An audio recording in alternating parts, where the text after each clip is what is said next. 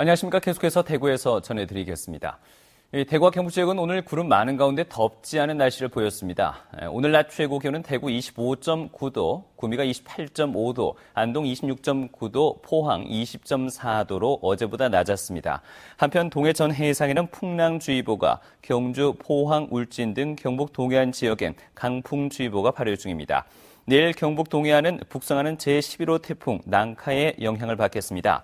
내일 예상 강우량은 5에서 20mm로 경북 동해안은 오후에 비가 점차 그치겠습니다.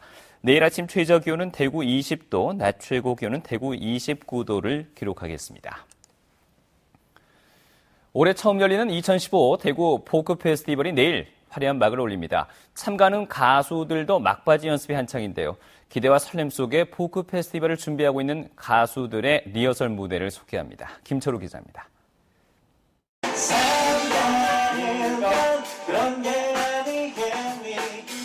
어젯밤 10시 서울 당산동에 있는 음악 스튜디오. 실제 공연 못지않은 연습이 한창입니다. 반주팀들의 연주와 함께 가수들이 차례로 노래를 시작합니다. 이들은 포크 페스티벌 둘째 날인 18일 무대에 오를 가수들로 그들만의 음색과 분위기로 김광석을 추억하는 무대를 꾸미게 됩니다.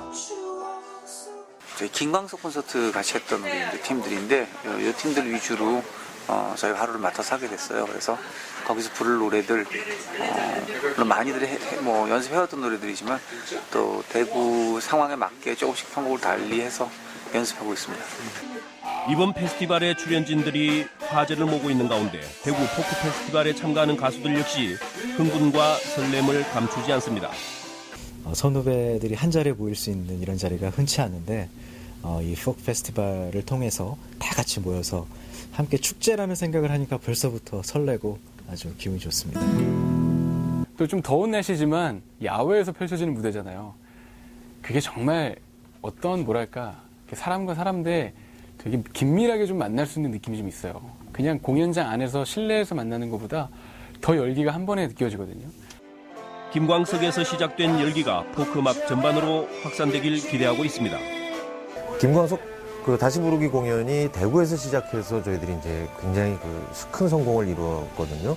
이 포크 페스티벌도 아마 대구에서 하기 시작해서 아마 전국으로 번지면서 포크 음악에 정말 다시 한번 부활을 꿈꾸는 그런. 포크의 본고장 대구에서 쉽게 색바래지 않는 아날로그 감성과 추억의 장이 내일부터 사흘 동안 코롱 야외음악당에서 펼쳐집니다.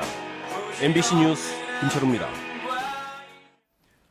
대구환경운동연합은 낙동강과 지천의 합류지점 부근에서 발생한 물고기 떼죽음은 보호 때문에 강이 깊어지고 흐름이 거의 정체되면서 각종 부유물이 썩어 산소 농도가 떨어졌기 때문에 생긴 것이라고 강조했습니다. 환경운동연합은 보호 때문에 낙동강에서는 물고기 떼죽음과 심한 녹조 현상이 해마다 반복되고 있다며 보호의 역기능이 크다고 비판했습니다. 앞서서 보도가 있었습니다. 이 상주 사이다 독극물 사건을 수사하고 있는 경찰은 숨진 정모 할머니의 시신을 부검해서 사인을 규명하고 치료 중인 5명의 혈액을 채취해서 농약 성분과 섭취량 등을 분석하기로 했습니다.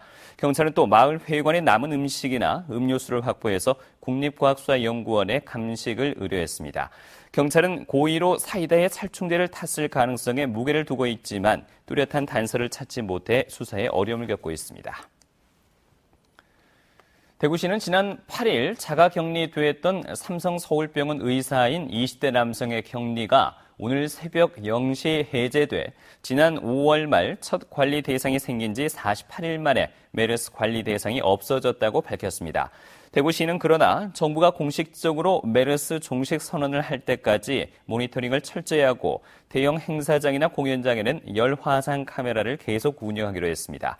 경북은 자가격리 1명이 남아있는데 격리 해제는 오는 18일입니다.